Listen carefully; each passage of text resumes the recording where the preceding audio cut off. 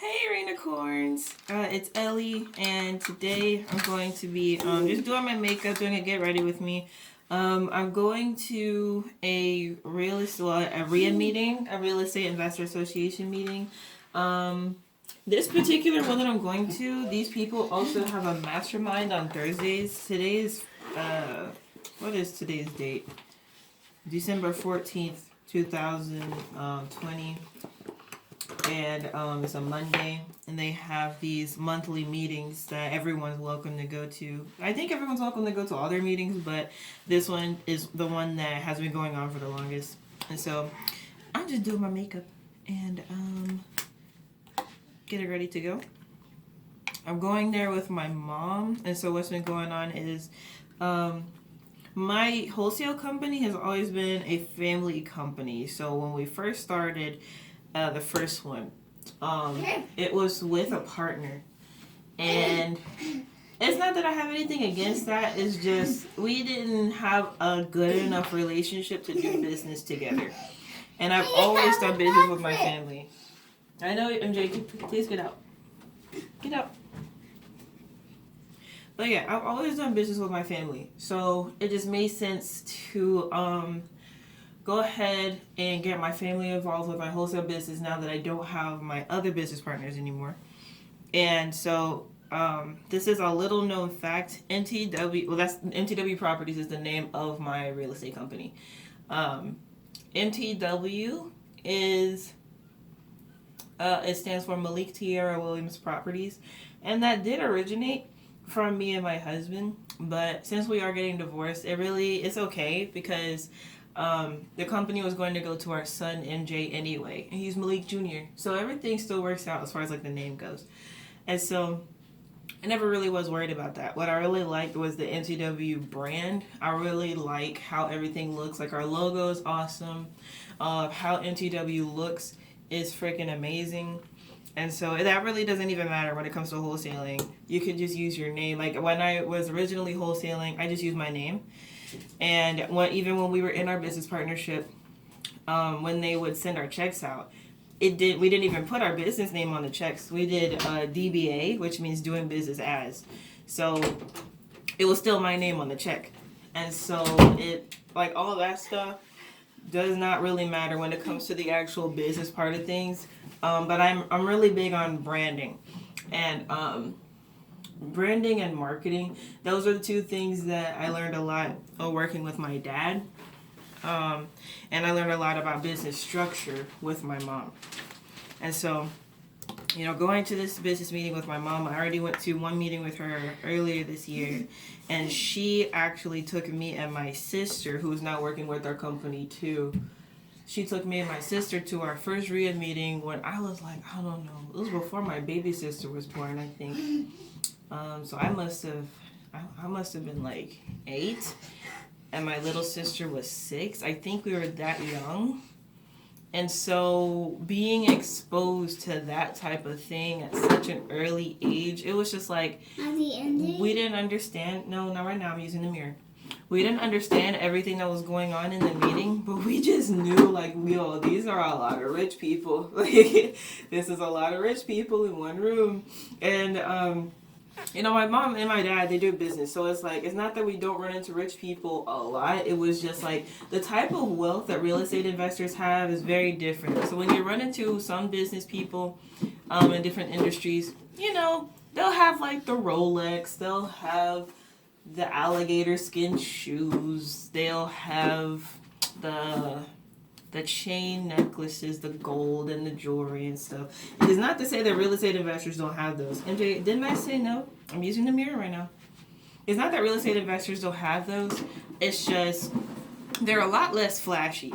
And at least a lot of them. Now with the whole culture of things, you have to be flashy if you're an entrepreneur. I'm talking about back in my day when business was old fashioned. You could just tell someone was wealthy without seeing what they had on. And so, is that good? I think I might. And so, yeah, it was just like really, really cool to be exposed to that type of thing, and not knowing that I'd be in real estate myself once I got older. Because me getting into real estate was not a part of my plan. That was that was my husband's idea. And so even though he's not involved in everything anymore, it's still really cool to be able to take the skills that I have learned and apply them still. And so even though it's just kind of like, it's kind of like the same thing as far as like losing my business partner, as far as like getting divorced and stuff.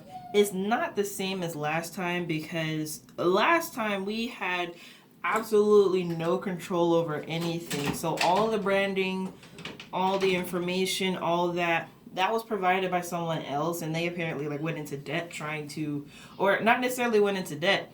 Maybe they did pay cash for everything, but they were saying that we owed them 10 grand for all the stuff that went into it, and it was like, yo, we ain't even asked for that. So no, we didn't pay the 10 grand, but I did abide by the 2-year non-compete agreement, which is why I haven't wholesaled in 2 years, roughly. Because like I did close a couple deals, but those were one of them, it was still somewhat under that company before it went all the way under. But the other one was with someone else. So I was acting as an acquisitions manager, and we treated that deal like a JV deal. So that wasn't me all the way who closed that deal by myself. So I went ahead and closed that one. And yeah, but yeah, we didn't have any control over anything. So we completely lost everything.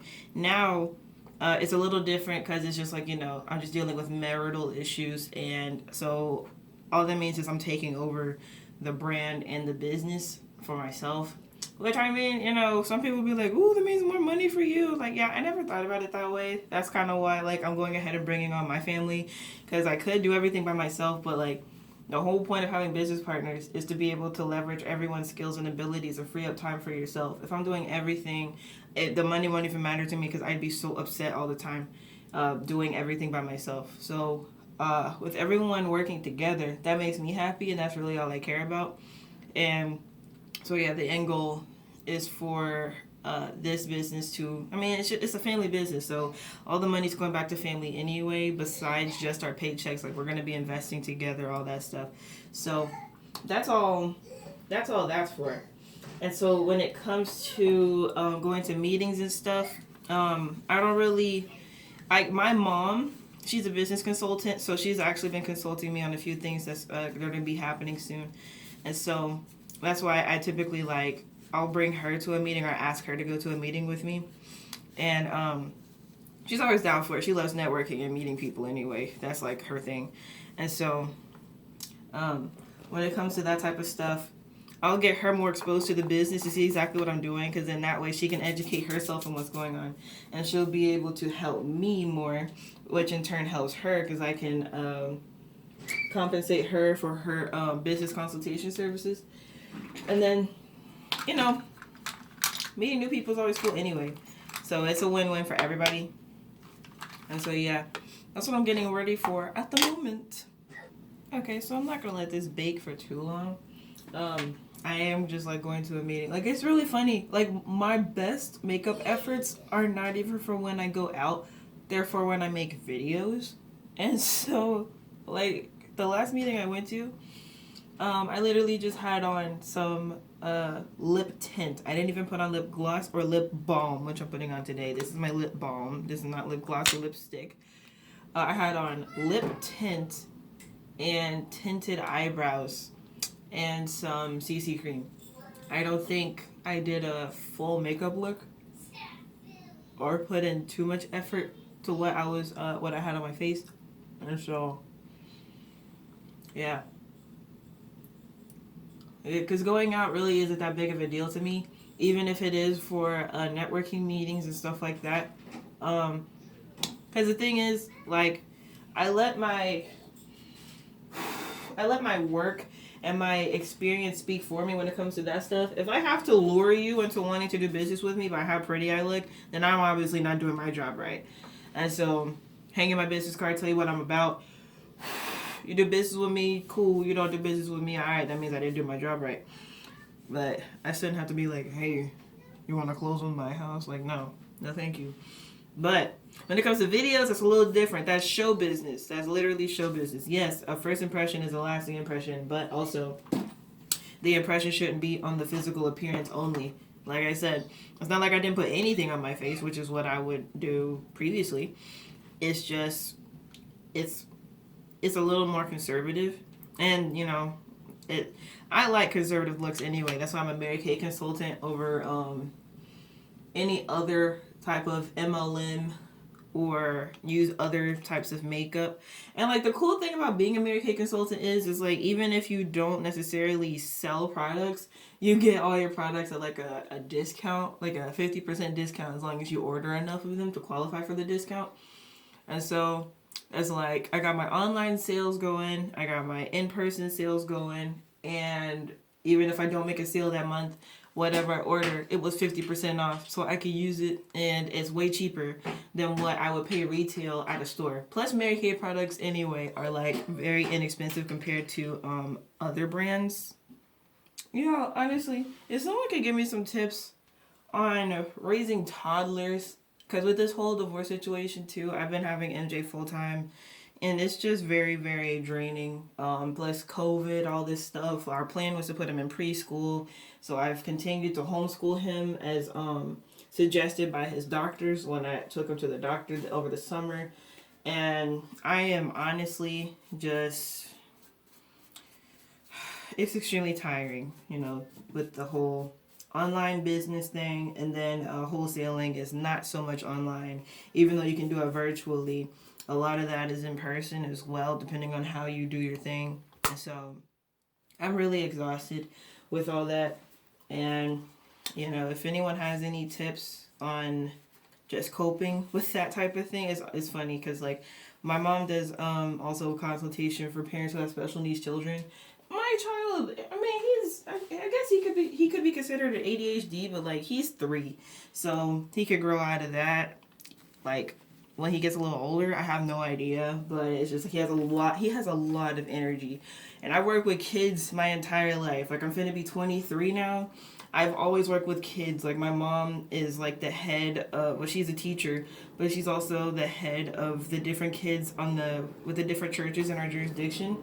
And so it was like me working with kids my entire life and seeing how kids are. I have never seen a child like mine ever.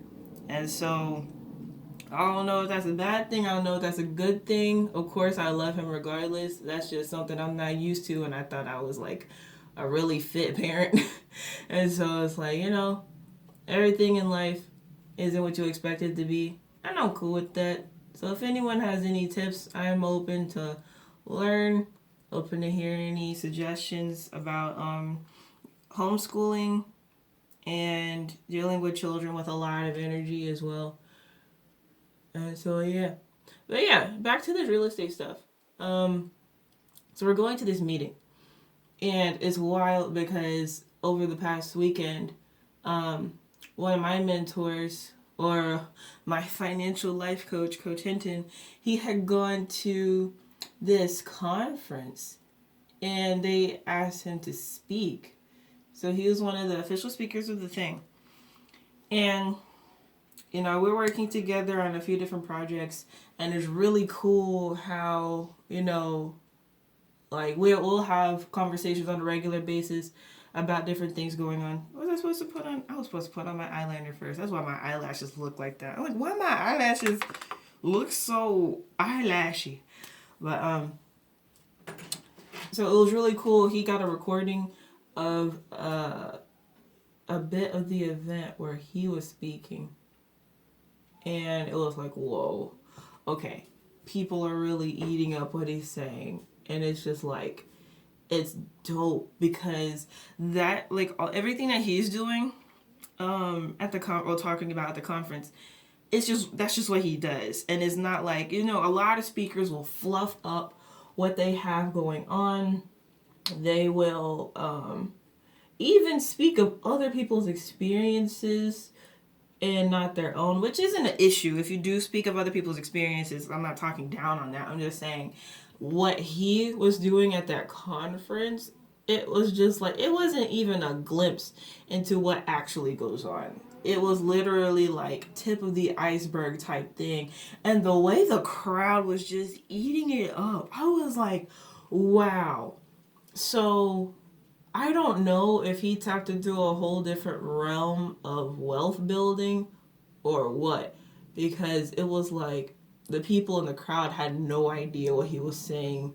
Like, of course they know what he's saying, but the fact that someone was actually able to accomplish it, like, on their own, not being born into money. Like Coach Hinton, I'll put his website in the description. But Coach Hinton, he used to be homeless. He grew up homeless, dude. So, you know, going through life and not being able to have the fancy, flashy things. Living in New York, you know, you gotta be like, oh, they're going you in New York.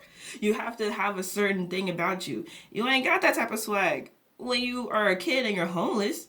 And so for him to go from there to now owning property in New York, owning an apartment in New York, owning property in Atlanta, and then moving on to properties in Mexico, that type of stuff is unheard of for a lot of people.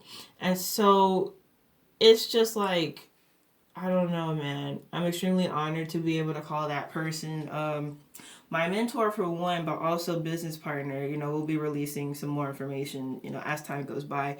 I don't really, he's, you know, like I said, he's at the conference and stuff. I know I make videos and stuff, but dude, that guy knows how to, he knows how to leverage. He knows how to work a crowd.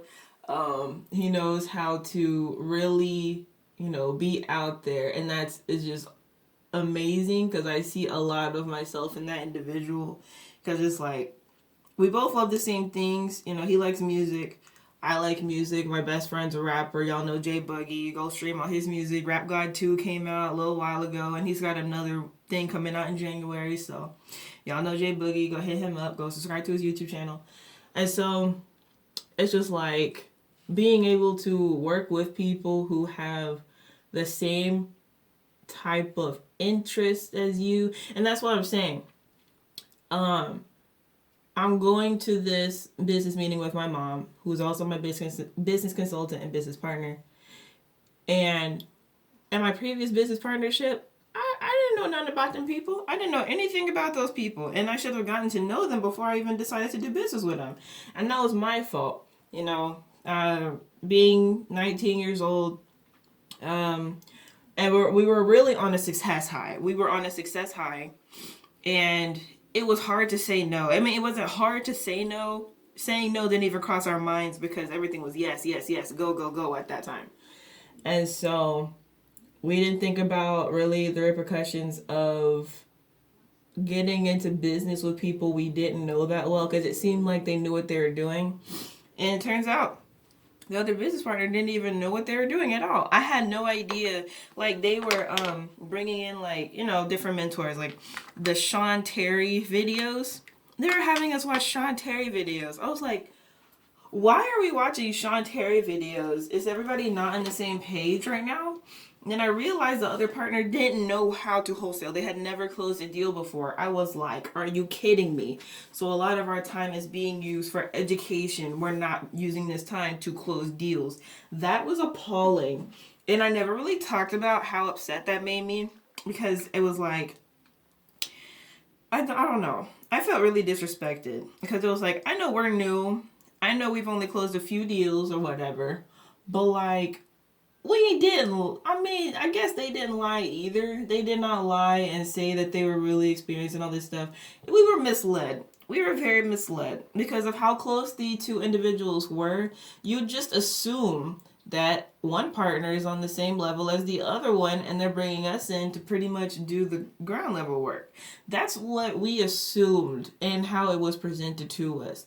Then we find out the other person, the main person I was going to be working with, had never closed a wholesale deal. And I'm like, look, I'm sitting on 3 deals so far. I'm 19 years old, okay?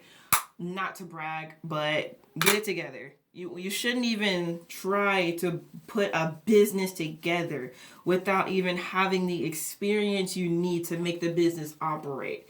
It was extremely, it was dysfunctional. And the thing I didn't like the most was the fact that the person that was inexperienced didn't like what I wanted to do.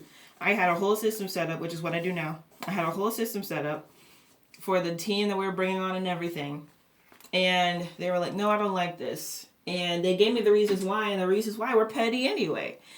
So it was like me trying to keep everybody in the business happy by sacrificing what I think is right for too long. Because the thing is, I got fed up with what was happening, and so that was the end of that. I closed the deal without really anybody else being involved too much. I did everything. And then that was it. Then it was like, well, what did you do to get that deal closed? I told them exactly what I did. And I was like, this is what I wanted to do from the beginning. But y'all didn't want to do that because of stupid stuff. So, I don't know, man. I don't know. Never do that, guys. If you don't know the people, and, like, here's the thing. Some people can come into your life, and you can do business with them. But I'd say keep everything very, very limited. We didn't even sign documents. Like, don't do business with people who aren't saying that they want to have an LLC. We did not have an LLC. All we had was a brand. And it was like, okay, we're not even operating as a business. Okay? And like, that was just something that, it's not that we weren't educated about it. I was operating as a business either, but that was the difference. Meaning me and my husband, driving around, sending letters, calling people, we didn't have to operate as a business. But when you're involving other people who you don't know, then you need to bring in that documentation where it's like LLC or S Corp or C Corp or whatever. We didn't sign any of that. All we signed was a non-compete agreement, and that was dumb. It really was dumb. So, child, I'm gonna go to this meeting with my mom, my real business partner, and ooh, look at that. She's serving in a do-rag. She's serving. And yeah, we're gonna have a good time, talk to these investor people. So who's gonna be there? There's gonna be some investors. Some of them are wholesalers, of course. A lot of them are gonna be buyers. Now, I've also noticed that, by investors, I mean flippers and landlords. I've noticed that some real estate agents have been coming out to those types of meetings too, which is interesting because you don't see many agents on the investing side of things. So they're smart. Get in touch with investor friendly realtors. They're very, very educated too. And I know everybody talks about access to the MLS and like it's some fancy, like I get it. But it's like that helps you pull comps. Getting deals from the MLS is cool too, but it's like the main thing you get from being a realtor is pulling very, very accurate comps. And I mean, I just don't, yeah, go ahead, hire realtor dudes to do that. I don't think that's worth getting your real estate license over or having access to the MLS. Just hire somebody else to give you that access. I just find that very, very simple. Of course, not that there's anything wrong with being a realtor. I'm just saying, do it for the right reasons if you're going to get your real estate license, unless you have to have your real estate license in order to wholesale in your state. That's becoming a thing. It's wild.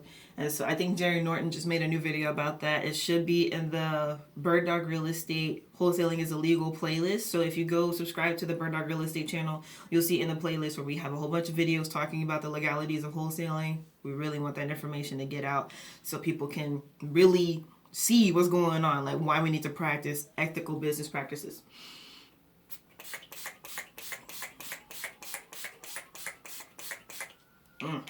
Yes. Okay. I love the way this smells. Baby wipes. Okay. So yeah.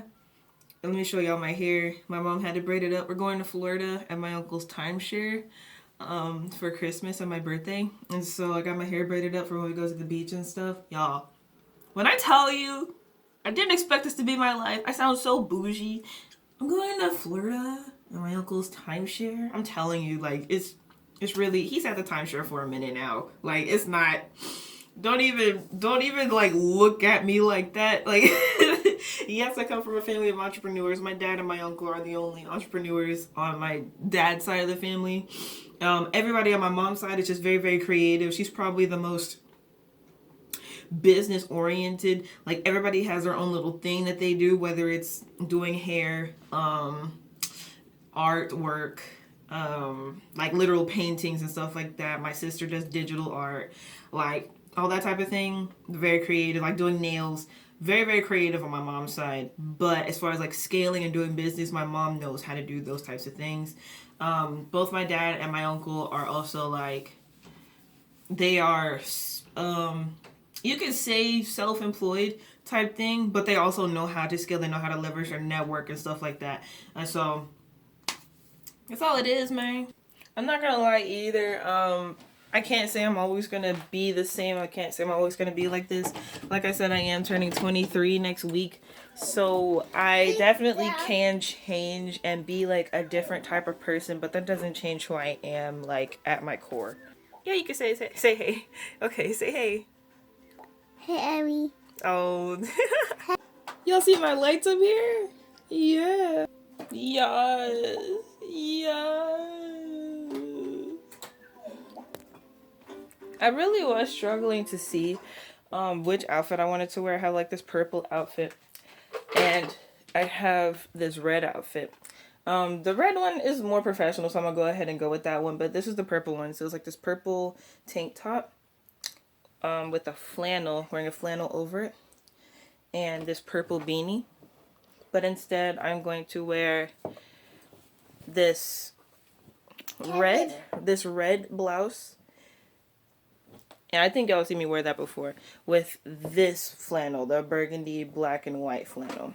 And so I'm gonna go ahead and put that on. Alright, so this is what it looks like. There we go. This isn't what I wanted to have my hair like, but this is what I did to myself, because I was gonna straighten my hair, but I did not want to straighten my hair when it was a whole thing. But you know, it's cool. It's not like it looks bad. Like, I like kind of how the beanie looks in the back, and so it's like, it's really cool, especially without having a lot of hair. When I had a lot of hair, my beanie game was kind of weak unless my hair was straight, and I didn't like that. And so now that my hair's short, I don't have to necessarily, you know, straighten my hair for the beanies to look right. So yeah, I'm gonna go outside so y'all can get a different view of how it looks in different lighting. Oh, before I go, I'm going to put on some perfume. This is the Thinking of Love perfume. It is so beautiful scented. It's very, very young. A very young scent. It's something similar to what I used to wear back in my working at Sears days. And so, let me put this up. Yeah, it's like very, very flowery. Very flowery. Yeah, it's very powdery. There's a full description on the Mary Kay website. That one is Thinking of Love. Yeah, that's the pink one. Thinking of You is the blue one. I have that one as well. I just keep that one to use fragrance in my car. Okay, so it is cold outside. And so, you know, I'm not going to be out here for too long. But yeah, this is what the look looks like outside. And so yeah, I will see you guys in the next one. Rainicorns. Oh, this is what, like, off the shoulder type of thing. That's the type of look we're going for today. I definitely would have worn the other one, but I don't know if it's going to be hot. And also, like, that tank top goes down a little far, and we are going to a real estate meeting. I'm not, like I said, I'm trying to sexualize nobody. And so yeah, that I'm just gonna wear that another time for something else. And so yeah, thank you so much for watching this Real Talk Rainicorns, and I will see you in the next one. Bye. Be blessed.